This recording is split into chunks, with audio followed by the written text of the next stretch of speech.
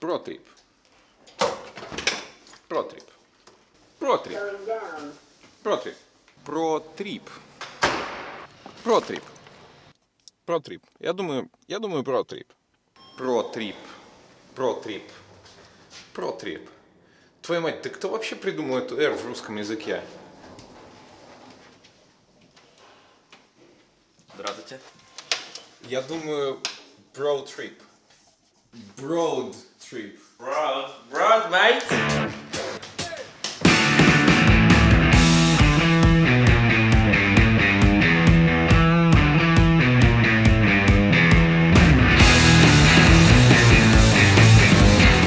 Как и любое хорошее приключение, наше начинается с плохой погоды. Мы отправляемся на юго-запад штата Виктория, туда, где находится одна из самых красивых дорог в мире — Great Ocean Road. Мы попадем в секвойный лес, пролезем через папоротники к водопаду в стиле Индианы Джонса. Попробуем найти светящихся червей в ночном лесу и укроемся от дождя на высоте 30 метров посреди деревьев. А пока нужно остановиться за кофе, само собой. Yeah, that would be interesting. So all these photos along here Yeah. of what the pub was before it is today. How old is it? 154 years old. Are you serious? 154. So the only original thing in that pub is the fireplace. Wow. Okay, so this was completely demolished? Gutted. Кофе я все-таки выпил.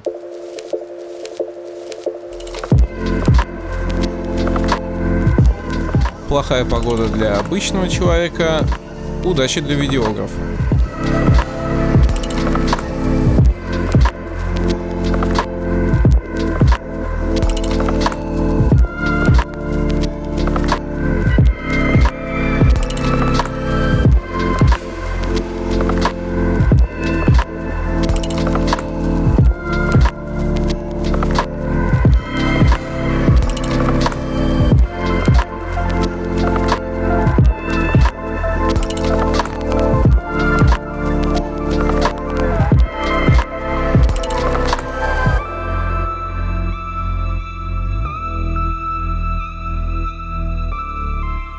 Первую остановку мы выбрали исключительно из-за ее красоты.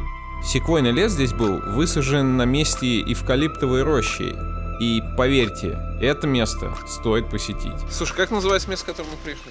Чаще всего приходится объяснять, что же я показываю. Редвуд. Короче, что-то там Редвуд, я там напишу. Но иногда это самый красивый лес, в котором я был когда-нибудь. Иногда лучше просто помолчать. Вы все увидите сами.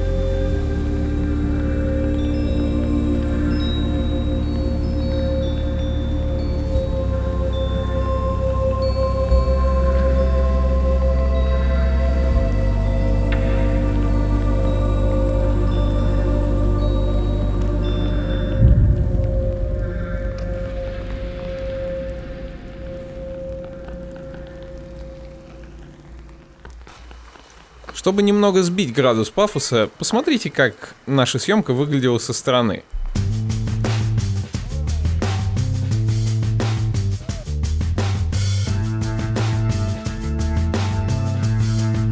Я обожаю водопады.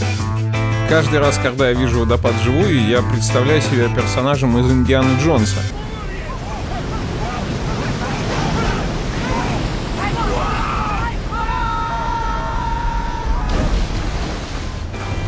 Водопад, к которому мы приехали, находится совсем рядом с секвойным лесом и, конечно, по своим размерам мало кого впечатлит. Но антураж вполне себе соответствующий. Скажи, когда начнешь? Я уже снимаю. Уже снимаешь? Здесь очень холодно. Мы, целый день ехали через дождь, и здесь еще рядом водопады, здесь очень влажно и очень холодно, очень холодно. В этой куртке даже я промерзаю практически насквозь.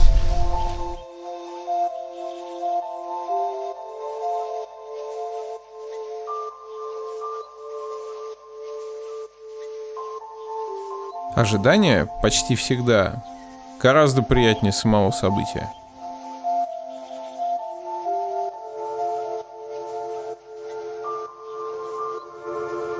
Но не в этот раз.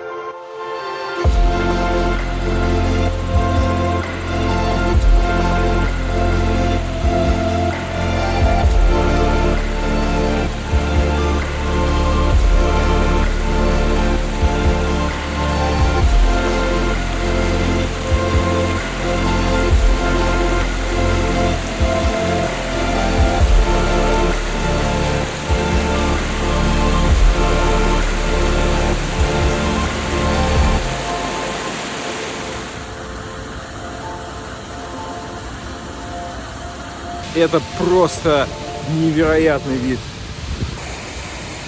И вот тут случилась целая серия неприятностей, которая чуть не заставила нас все бросить и вернуться обратно в Мельбурн.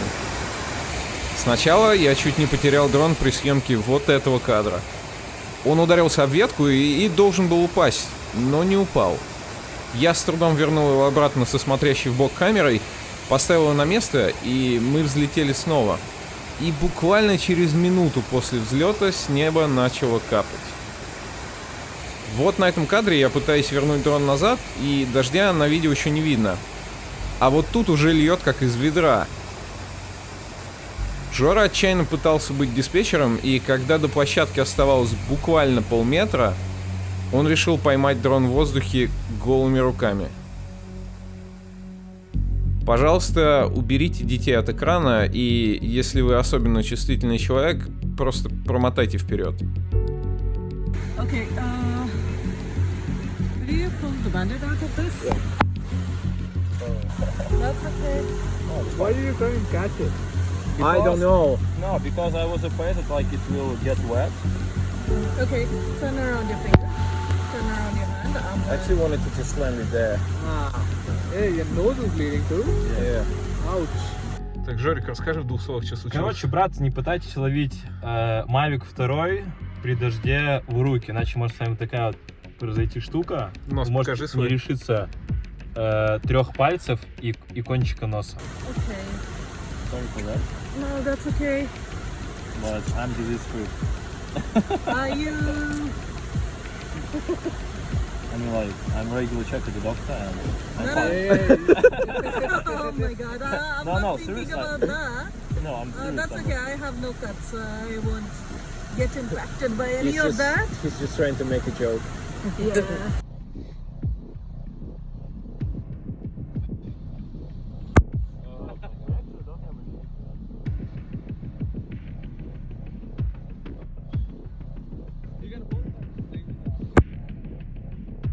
Слава богу, Жорик не лишился глаза. Я очень этому рад. Я даже не знаю, что сказать еще. В общем, приключение продолжается. Мы едем сейчас покупать пластырь.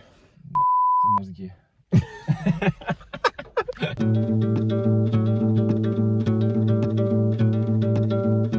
Остаток дня мы провели у океана, радуясь, что все конечности участников экспедиции остались на местах.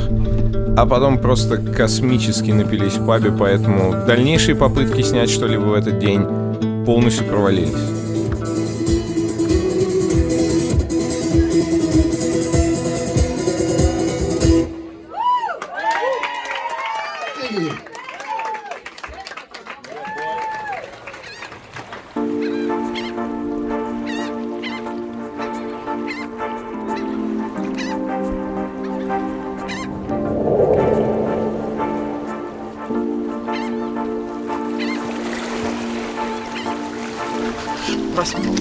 Проспал рассвет. Маленький городок не значит скучный.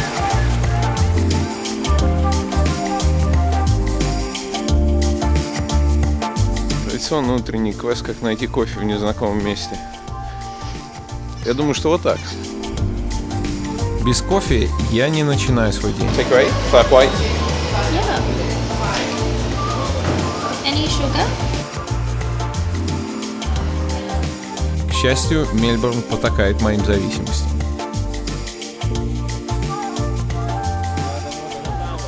Порт Кэмпбелл, городок с населением всего в 600 человек, стал популярным благодаря своей близости к главному чуду природы местного разлива — Great Ocean Road. Никакой особой истории вы тут не найдете, но если вам завидами, то добро пожаловать.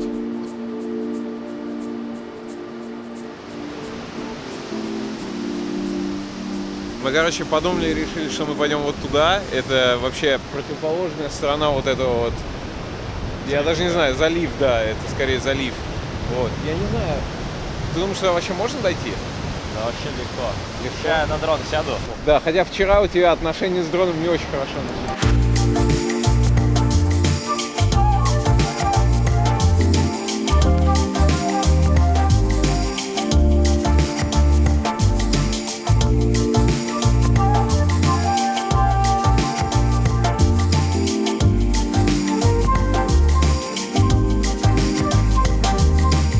Обратная сторона залива, мы приехали, припарковались вот там вот за кустами, и сейчас через вот такую вот гущу. Что это вообще, можжевельник какой-то? Это обратная сторона блогерства, о которой редко кто рассказывает, когда приходится ради красивых кадров лезть через какую-то жопу в австралийской глубинке, карабкаться через кусты, горы, обдирать ноги, руки резать о пропеллеры дрона. Все ради вас, уважаемых зрителей. Ну окей.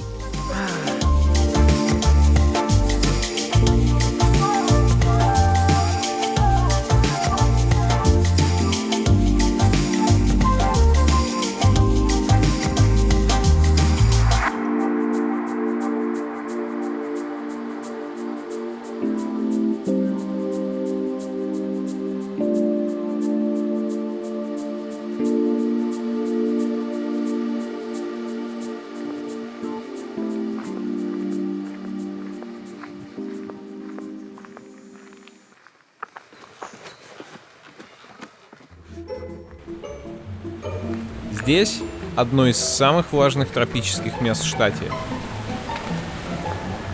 Это плотно заросший тропический лес с поправкой на местный, не самый теплый для Австралии климат. Само собой, когда впервые попадаешь в такое место, хочется снимать все подряд. Все такое красивое, необычное и так отличается от российской природы. После третьего тропического леса уже делаешь ровно одно селфи, и на этом все заканчивается.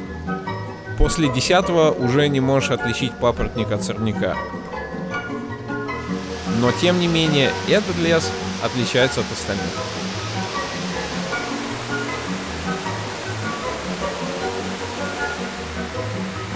Мы приехали сюда днем разведать обстановку, потому что все самое интересное в этом лесу случается после заката.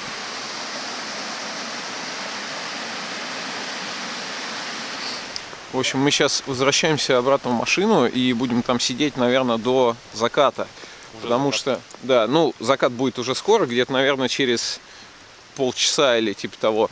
Будем сидеть до того момента, как станет темно, и потом попытаемся вернуться назад, потому что здесь где-то должны быть светящиеся черви. Где, мы не знаем. Деревья, везде. Мне кажется, это вот какие-то в таких местах они появляются. Что они любят, кстати... Слышишь, вон он, по-моему, сидит один. Светящийся червь? Ну, мне кажется, что оно что-то открывается. Вон, видишь? Вот прям вон там вот. Ну вот, скорее всего, да, вот в каких-то вот таких вот кустах будут сидеть светящиеся черви и... Они изучают такой синий цвет, как диодные лампочки. Очень круто, я их в Сиднее видел, вообще просто чума. Вот, мы попытаемся вернуться и это дело заснять. И я очень надеюсь на Жорину камеру, потому что моя камера в темноте пишет очень плохо. Так что не переключайтесь.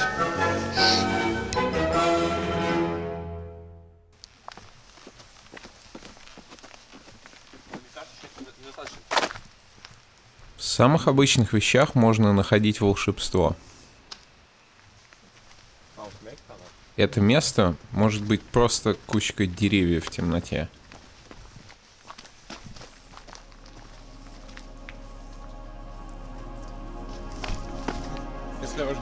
А может, волшебным лесом из сказки.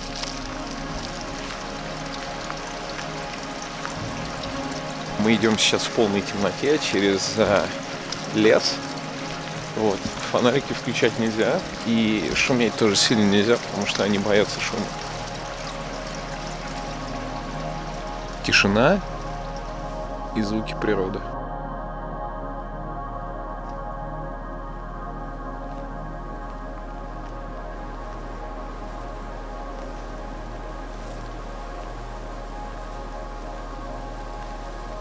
Пытаемся пялиться в темноту, высматривать вот эти вот маленькие светящиеся голубые точки, и на самом деле их почти не видно. То есть просто краем глаза как-то они мелькают, и вообще даже непонятно, они это или нет. Но если поставить камеру на длинную выдержку, то в принципе что-то можно разглядеть. В некоторых местах их чуть больше, в некоторых чуть меньше. Но это какой-то очень такой сюрреалистичный опыт, когда ты ночью продираешься через фактически тропический лес, идешь по каким-то мосткам, ничего не видно, и пытаешься в темноте высматривать светящихся червей. Такого у меня еще в жизни не было. Мы провели несколько часов в полной темноте, двигаясь от одного места к другому, слушая ночные шорохи, промерзая насквозь и пытаясь наугад сделать хороший кадр. Червей появляется все больше и больше. Иногда наступает такой момент, когда все предыдущие усилия вознаграждаются.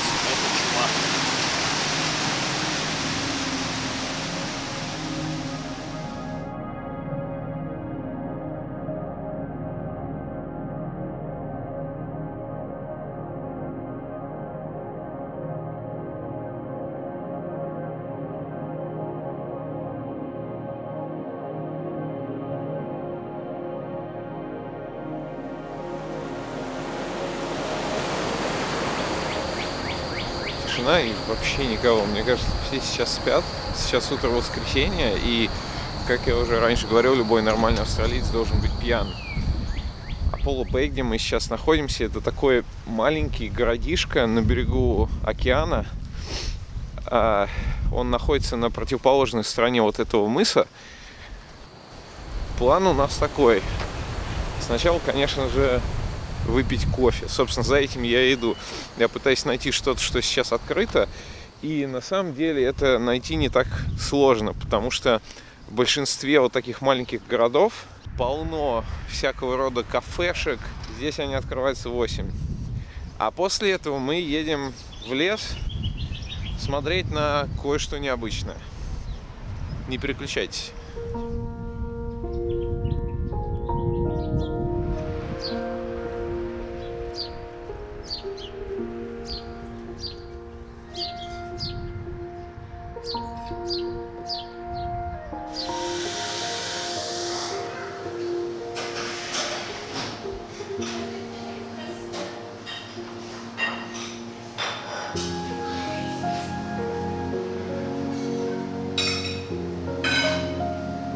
Чем дальше я иду, тем громче я слышу океан.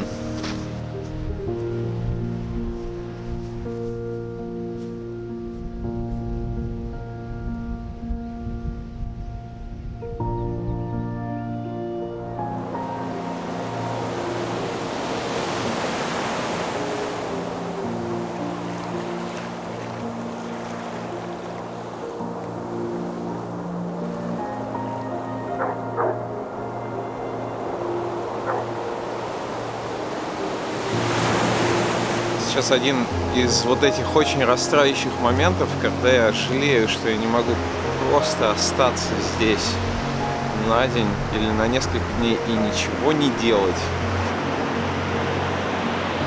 Просто сидеть на берегу океана, читать книжку, плавать, ничего не делать. Но, к сожалению, сегодня воскресенье, а уже послезавтра мне нужно уходить на работу.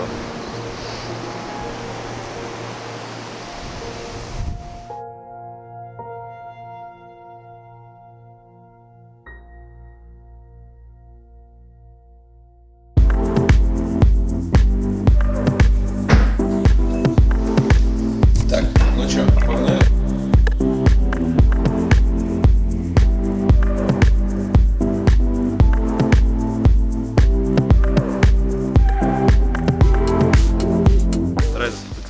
Таким же популярным, как ты.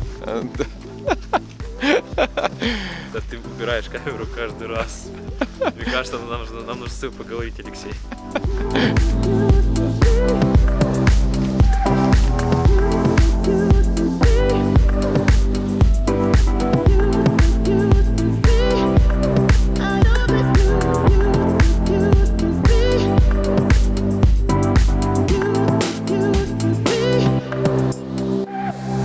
Место, куда мы приехали, находится в парке Otway, и называется оно вот так: Treetop Walk.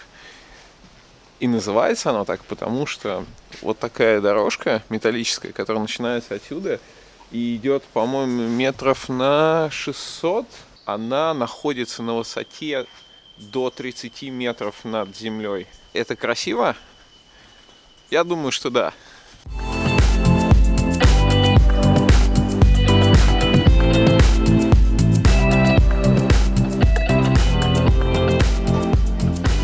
Какой ребенок не мечтал жить в домике на дереве?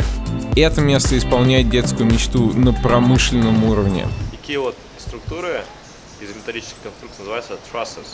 Балки вот с такими геометрическими треугольничками, которые распределяют нагрузку на несущую нижнюю балку. Надеюсь, там не сказал. Это практически как эльфийское королевство в «Властелине колец». Здесь даже есть своя башня. Просто целый город посреди крон деревьев.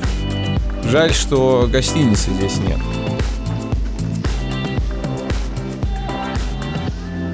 Здесь, наверное, высота метров 50, и только здесь осознаешь, насколько высокие вот эти вот деревья. Они каждые выше этой башни, то есть, наверное, ну, я не знаю, метров 55, наверное, а то и выше. И здесь, конечно, очень красиво. Русская речь в Австралии – это нечастая тема. Казахстан. Нурбек. Привет, Жора. Леша, вы что, путешествуете? Нет, у него реально канал на YouTube. И что ты хочешь? Да, серьезно. Просто, как бы... Часто встречаешь казахов? Да, не часто, короче, встречаешь людей, русскоговорящих людей, вообще просто так шляясь по окрестностям. Да, на Тритоп.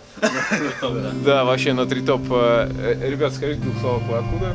С Казахстана, с Актюбинска. И живете здесь, да? Ну да, переехал недавно. Блин, В каждом видео обязательно должна быть какая-нибудь очень глубокая мысль, чтобы зритель обязательно проникся. Вот моя.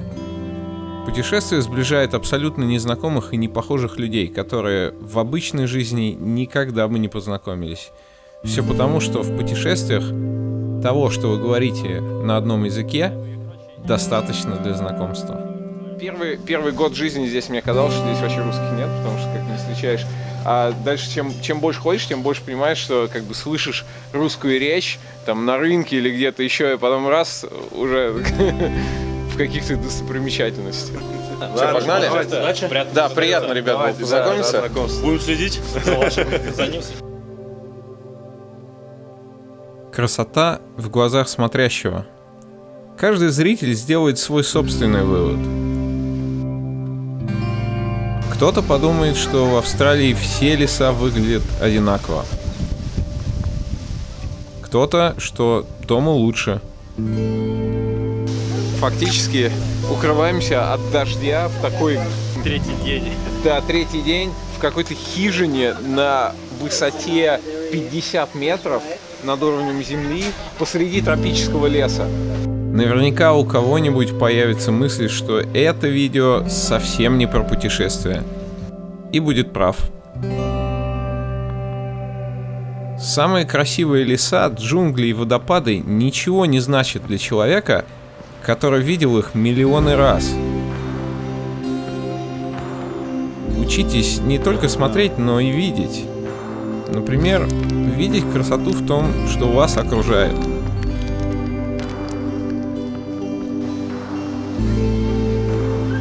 Пожалуй, это и есть мой вывод. Я думаю, что на этом все. Это было отличное путешествие.